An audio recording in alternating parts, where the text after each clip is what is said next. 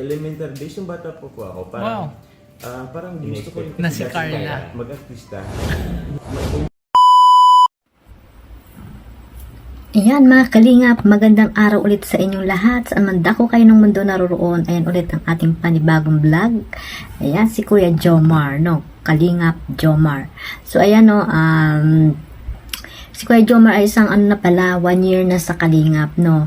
At ito po, nakakuha po ako ng clip video doon ka AR Enriquez ba yun? Rodriguez. Yun. Doon kasi in-interview siya, no? Last 2 weeks pa ito. So ngayon, parang nagkaroon lang ako ng interest dahil sa pagiging kalingap ni Kuya Jomar ay 1 year pa lang siya pero malaki na yung pinagbago niya sa pagiging isang kalingap partners, isang kalingap charity vlogger. At doon nga isa si Carla sa naging swerte niya sa buhay, no? Yung pinagtambalan na yun, tambalan nila ni Carla. No, isa doon sa naging dahilan kung bakit talagang bubulusok ang blessing ni Kuya Jomar. So and guys, no, nakuha ko po itong clip video na ito at panoorin po muna natin para ating bigyan ng konting reaction. Ayan. Guys, panoorin po muna natin.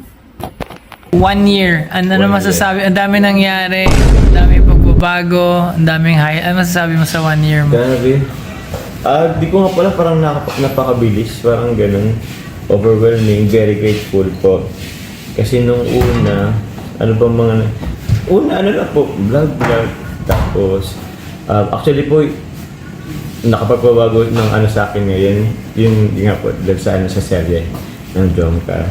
So, dati po, di ko naman po yun ina-expect na parang magkaroon ng love team or what. Hindi, parang, ang ko lang, parang mag-vlog lang, charity, that's ganun. So, yun po, di ko po in-expect itong yung po meron ako sa ngayon na blessing. Hindi ko rin po in-expect. And siguro in-expect ko siya pero hindi po sa loob ng isang taon. Parang ganun po. So yun po.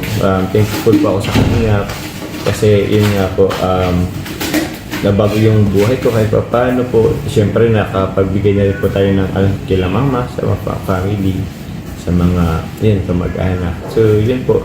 Thank you kay Kalingap sa buong timbag niya. Pila kami pablalan na po. Yun po. Kasi Grabe, no? Nararamdaman mo yun na minsan mataas yung standard, mataas yung expectation. May epekto rin ba to sa'yo? meron po, pasiyan. Yung pressure andun, mas lalong habang pataas ng pataas, yung pressure palaki ng palaki, pabigat ng pabigat. Yung expectation po andun talaga. So, paano po ba? Di ko alam kung paano siya I-manage. Oo, pero Yung di ko alam emotions. kung paano siya i-manage. Andun yung takot. Yeah. Kasi what if hindi nila ma-meet or ma-exceed yung expectation nila Yeah. from me? Or ma-appreciate, no? Kahit yung effort. Opo, oo. Possible na yung supporters ngayon maging basher pa din in time. May ganong thinking May ganun thinking. na parang yung So, ayun nga guys, no, yan, napanood nyo na, no, napanood. Ang clip video na nakuha ko po sa isang vlogger at isang kasamahan nila, Kalingap Rab. Ayan, no, na isang pastor, si Pastor ER, ayan, isang pastor po si Pastor ER.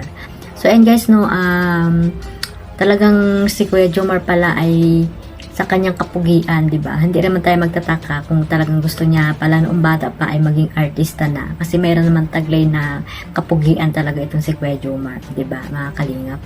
At ito nga, yun, napunta sa sa Kalingap at isa na siyang charity vlogger. At yun, natupad niya yung mga pangarap niya dahil sa Kalingap, no? 1 year pa lang pero napakalaki na yung expectation ng mga tao sa kanya, no? Kasi nga malaki na yung YouTube channel niya, no? At ayun nga po, natatakot siya. Natatakot pala si Kuya Jomar kasi nga syempre sa paglaki ng YouTube channel, nandoon na rin yung malaking expectation ng mga viewers sa kanya. At ayun nga, isa sa kinatatakutan niya pag halimbawang nag-fail na failed, ganon, fail or pag nagkamali whatever, yun, no, baka isa rin sa mga buzzer niya yung mga sumusuporta sa kanya. Pero I know naman na kayang-kaya mo yan, Kuya Jomar, na yung mga sponsor mo, yung mga Jomcar, ayan, Jomcar fanatics, Jomcar family ay talagang mabait po iyan at talagang nandyan yan sa iyo at sa kay Carla, no, sa Jomcar. Ayan, love team ng Jomcar. So, ayan guys, no, yan nga, nalaman din natin dyan na sa pagiging 1 year niya, 1 year pa lang niya sa Kalinga, pero laki na yung nabago ng buhay niya at ayun, natulungan niya yung kanyang mga kapatid, especially yung kanyang mga magulang, o di ba? Hindi lang siya sa paglingap, hindi lang sa paglingap sa mga mahihirap ang kanyang tinutulungan, kundi ang kanyang buong pamilya. Siyempre, bilang isang Kalinga partners, bilang isang charity vlogger, ay family first muna ang ating tutulungan bago tayo tumulong sa ibang tao. At ayun nga guys, no, nalaman din natin dyan na talaga namang napakalaki at napakalaki ng pagbabago ng buhay ni Kuya Jomar, lalo na nung nagkaroon na siya ng partner, ayan, sa teleserye ni Kalingap Rab, no, napakalaki ng pasalamat niya din dito kay Carla dahil nga sumikat din siya nang dahil sa teleserye na ito. So ayan, talagang ang pasalamat ni Kuya Jomar ay talagang mula sa puso niya talaga, na si Carla lagi ang iniisip niya, na dahil nga doon sa tambalan nila ay malaki yung pinagbago ng buhay nila. So yun lang guys na mga kalingap, no, sana supportahan natin yung mga charity vlogger, yung mga charity vlog ni Kuya Jomar, no, supportahan natin yung mga tinutulungan niya, mga beneficiary, at syempre lahat ng mga kalingap partners na masisipag dyan sa Kalingap, sa Team Kalingap. Yan, supportahan natin. At syempre, huwag natin kalimutang supportahan si Kuya Bal Santos Matubang, Ate Edna Vlogs, at Kalingap Rab, at sa lahat ng mga reactor ng Karipa. Ayan, shoutout po sa inyo. At sa inyong lingkod, Kalingap Maymay, maraming salamat sa suporta. At sa aming tambalan ni Sis Teacher N tuwing alas 9 ng gabi. At sa lahat po ng mga charity vlogger, no, suportahan po natin yung kanilang mga charity works na ginagawa. Ayan. Maraming salamat po sa lahat at mag-iingat po tayong lahat. God bless us all. Bye-bye.